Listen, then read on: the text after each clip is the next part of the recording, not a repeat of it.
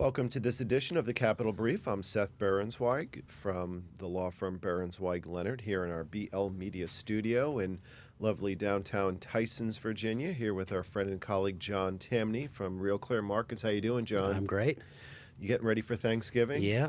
Best time of year. Best time of year. Stretch. The next 5 weeks are glorious. Yes, lots of turkey, lots of fine spirits. It's all good. Fantastic. Well, we're going to be talking today about a topic that I think is pretty consistently in the media, but that gets attention just periodically, and it's the role, if any, that big tech has in dividing America, as some would say. Is big tech, primarily, for example, Facebook and Twitter, dividing America, and what role, if any, does the Congress have in regulating this or just leaving it the heck alone? So, John, you wrote an article on this a couple of days ago that really just kind of took this issue head on. Can you just set the table on what the issue is in terms of the viewpoint on whether or not big tech is dividing America and what, if any, role that has? Well, the argument seems to be that Facebook and Twitter know by how you act on their sites, by what you stop to read, what you concentrate on, they know what to feed you. As in, they have algorithms, which I can't begin to explain what they are, but Right. They know by our actions what will keep us coming back. And so the view from there is that in feeding us the information that we want, they're creating self-contained silos of people who basically get fed the same information that basically reinforces what they already believe, and that this is creating some kind of national division. Right. I find the argument absurd, but that is the argument being made. And the argument in terms of the intersection of the business of big tech and politics is, if one accepts the idea that big tech is divisively infecting America, and if you accept the idea that big tech may be poisoning the discourse with fake information that can create, including violence and other developments, whether Congress has a role in stepping in and regulating that as interstate commerce, right? I mean, that's kind of the issue, which I think is a very broad and big issue because Congress has been debating that, right? I wonder. I've always thought that the notion of interstate commerce was to just make sure that it's regular, that Congress really has no other role other than making sure that there aren't barriers being put up to movement of people and goods across borders within the U.S. Is there something big beyond that?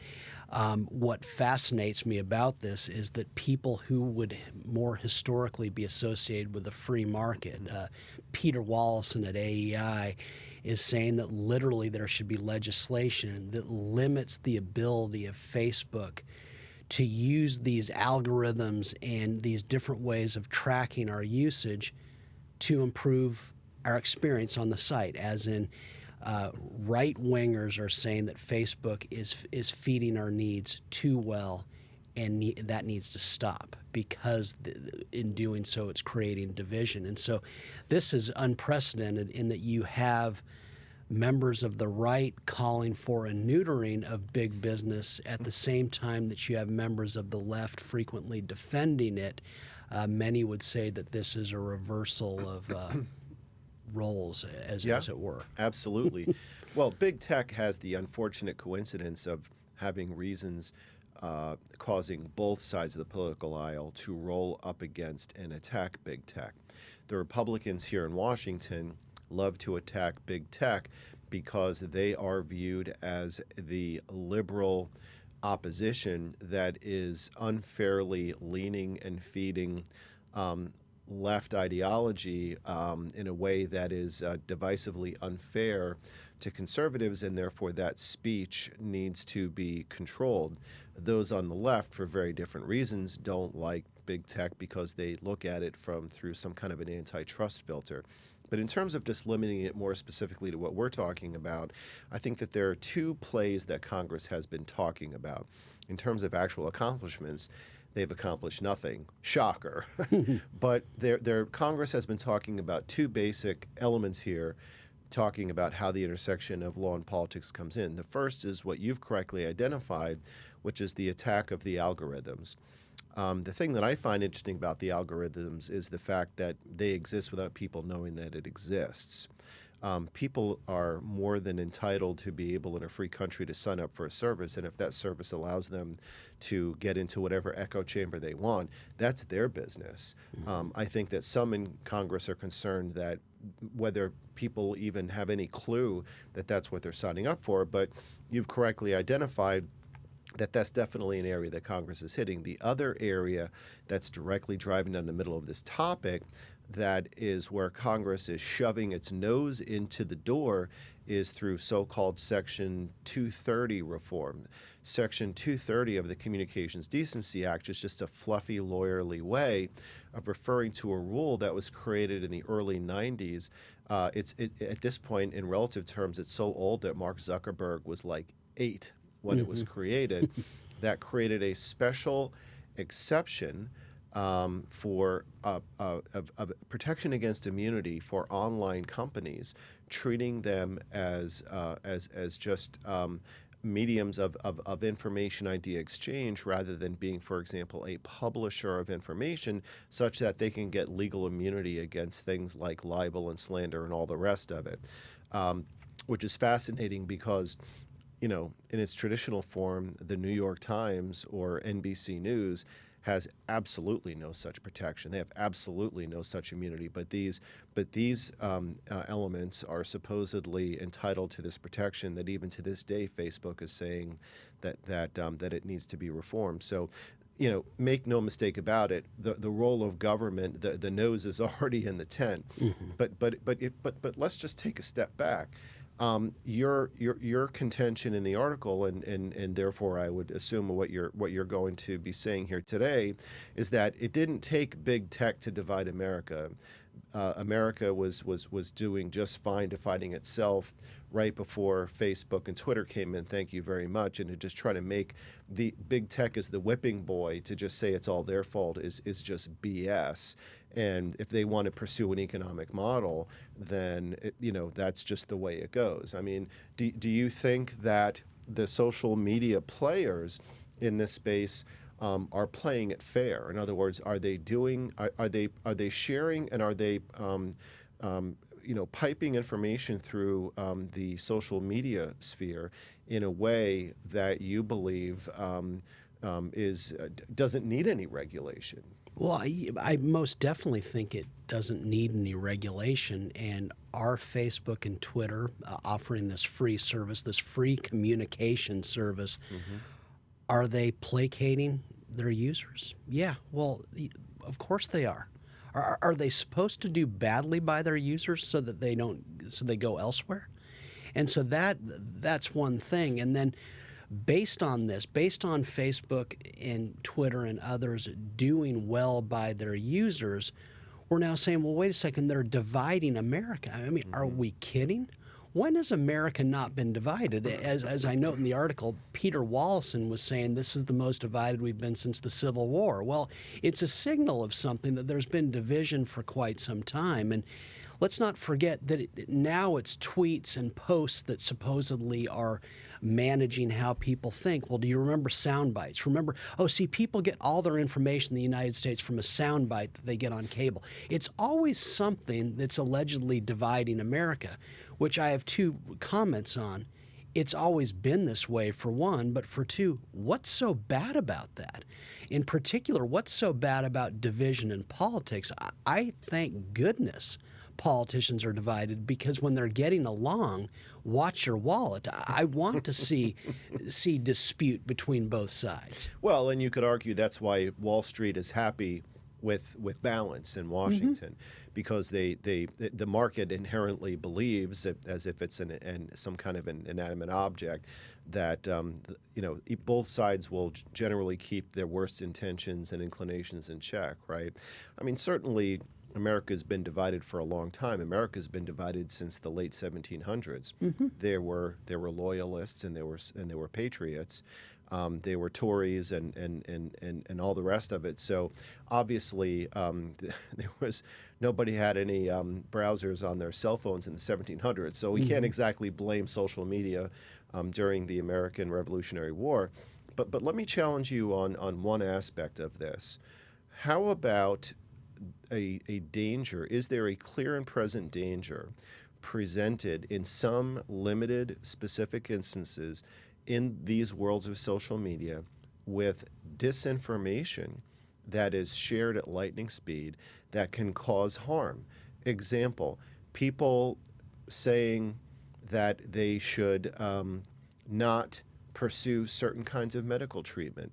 People saying that they're going to be encased with some kind of a tracking chip if they get a COVID vaccine, or that they should take cattle deworming medication instead of FDA-approved vaccinations to be able to take care of their health, at a point where they could end up getting seriously ill or be one of the 750,000 of people in America that have died from obviously from an illness that's been afflicting us for a while.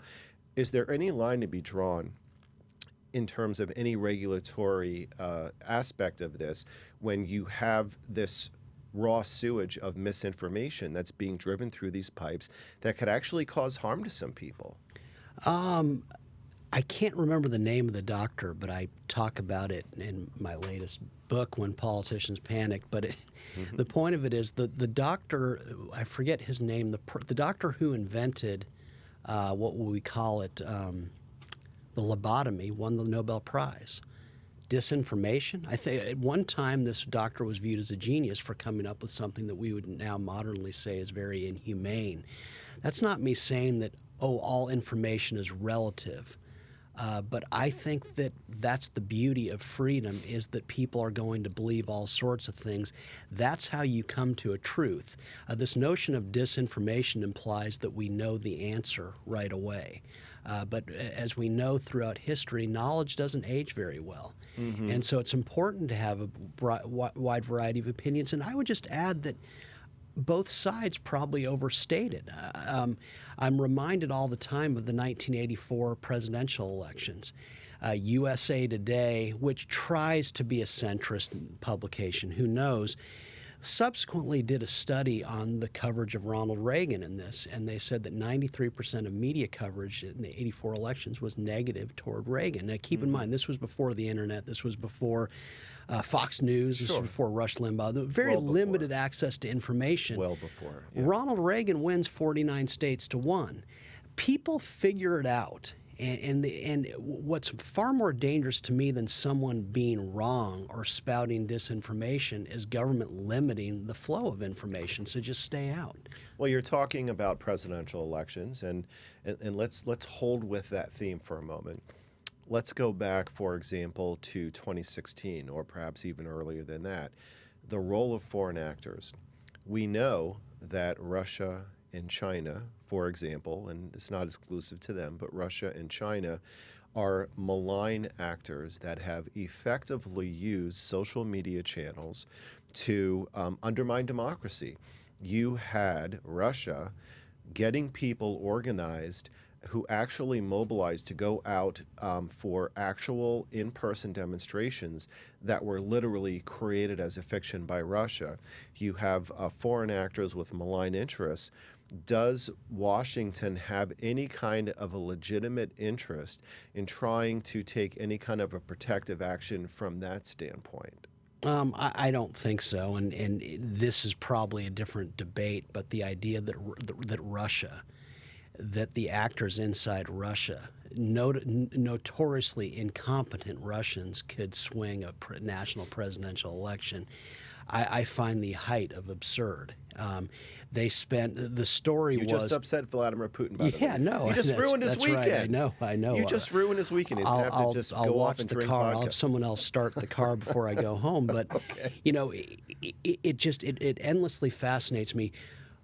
Michael Bloomberg spent $517 million on part of the Democratic primaries only to win Puerto Rico. He spent $30 million at least for Joe Biden to win the state of Florida, only for Donald Trump to take it in the most recent presidential elections. People on the left were talking about a $100,000 ad buy on Facebook, a company at the time that was worth $500 billion. Right. That somehow swung the election. It staggers the imagination that so many wise people bought into this notion that Facebook swung an election. Yeah, I guess Facebook forced Hillary Clinton to not spend any time in Wisconsin and Michigan, which if she had, she would have won. I guess Facebook forced her to be an incredibly unappealing person such that someone as even more appealing than Donald Trump could take her. I just, look. Yeah. For one, the U.S. has been intervening in elections for as long as it's existed in other parts of the world. But the idea that the Chinese and the Russians with microscopic amounts of money could change anything, I just find insulting to reason. Well, that is an interesting argument that is something that, quite frankly, I haven't heard many people say. You are right that Michael Bloomberg really just basically lit a match to a ton of dough. And I think it's going to be a tough chore to try to identify any tangible return that he got on all that money. I don't want to open up the whole can of worms and relitigate the election, but I will say that Russia was a lot smarter from a targeting standpoint than Michael Bloomberg was, because they knew exactly where to go, and they had that information as a result of some apparent communications with Mr. Trump's communication with Paul Manafort. I'll just come right out and name him. And there was an allegation that there was some information from Paul Manafort with regard to specific Midwestern targeting, and that area ended up having a delta of 77,000 votes that made an electoral difference, and you could fit that many people in a lot of college football stadiums. So I don't want to relitigate that today, because first of all, I think that that's a whole other can of worms, and secondly, it sounds like your arguments are pretty damn good. So I'm not going to want to trail up that tree, but I think it's a valid debate. It kind of brings us back to the issue of social media regulation and the extent to which it is or isn't a First Amendment issue. A lot of the notions that you mentioned in terms of why Washington needs to just stay the hell out of it is based upon the idea that in a free market economy, let new business come in, let new technology come in, let competition come in to find a better way to do things in a better manner to with a good, solid profit motive, so that the company and shareholders can succeed. How do you think that from an aspect of competition that someone can come in and find a way to do a better job and frankly encourage these other players in big tech to maybe spend a little bit more money honing in on their message to try to get rid of and filter out some of the disinformation? Well, as always with this, if I knew, I'd be a billionaire. But I think it's interesting. It's one of these things that I think both sides misunderstand. The right got all worked up about, well, Parler was muzzled, and so there wasn't an alternative to Twitter. Oh, please. Probably the most realistic way of looking at that is that the next Twitter that knocks Twitter out, and there will be something, is going to look nothing like Twitter. It's kind of like the regulators were focused on making sure that Blockbuster didn't merge with Movie Gallery. So, you know, what is it? Netflix comes from out of Sunnyvale and wipes them out. And so this notion that it probably doesn't exist right now. Others say, well, Facebook is just too powerful. And guess what? They know how to manipulate what we see.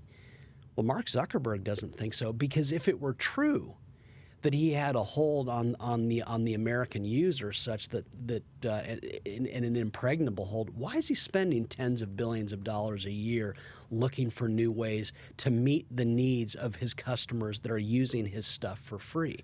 Right. Why is he changing the name of Facebook to Meta? Well, because he knows. because it has a huge black eye, for one. Well, but I wonder, does it? With billions of users around the world, does it really have a black eye? Now, maybe politicians, maybe pundits say that it's got the black eye, but look at its usage, look at its right. market cap, and right. But Zuckerberg recognizes what's true. What's prominent today rarely is tomorrow, because high valuations beget investment that leads to new entrants that will knock out the people up top. And so what is it going to be? I honestly don't know, but I think it's pretty clear by Zuckerberg's actions that he knows stasis will lead to Facebook going under. Yeah. So I know that we're running out of time and we need to wrap this up. But let me ask you this concluding question. We know that for better or for worse, that Washington is taking a serious look at this issue. There are many on Capitol Hill from, frankly, both sides of the aisle that don't like big tech and that are really intending to take some kind of action.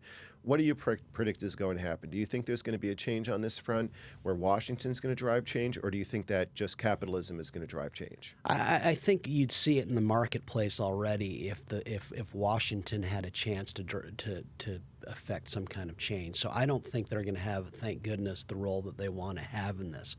Of course, they want to make noise about it because as long as we're focused on Facebook and Facebook allegedly causing divisions and Twitter allegedly causing divisions, we can be focused on symptoms as opposed to the real problem. And that's what I argue. My conclusion in the article is that the more that Washington does things, the more that national politicians basically substitute themselves for local politicians, the more that the U.S. is divided. Is it any surprise that a nation is divided in the way it is when presidents and Congress and senators are so powerful today? If Donald Trump had been elected 200 years ago, no one would have cared because, see, all the power resided in state legislators. I mean, people would have cared. But the problem is not Facebook and social media. They're just a symptom. They're an expression of intense dislike among Republicans and Democrats of power that is too great. I always remind people, you don't hate Hillary Clinton, you don't hate Donald Trump. You hate a presidency that has become too powerful. Wow. Yeah. And so I got to tell you, I have to end this discussion in violent agreement with you. Okay. I think that the politicians on Capitol Hill, by and large, on both sides of the aisle, are full of crap. And there's no way that they can say blame social media for our ills, because they're going at each other's necks. They're not making any change. They're talking about Section 230 reform, but they're accomplishing nothing. And when you have people that have these very informative and very potentially relevant hearings with these CEOs of big tech come in and they just turn it into a clown show, that's an example. And then you look at that room and you say, where is the problem? On what side of the room? And I'll just end the conversation saying that I agree with you. I think that if they worked with the CEOs as opposed to being clowns against the CEOs, then obviously Washington would have a lot more relevance. But John, happy Thanksgiving. Great seeing you, and we'll see you next time. yes.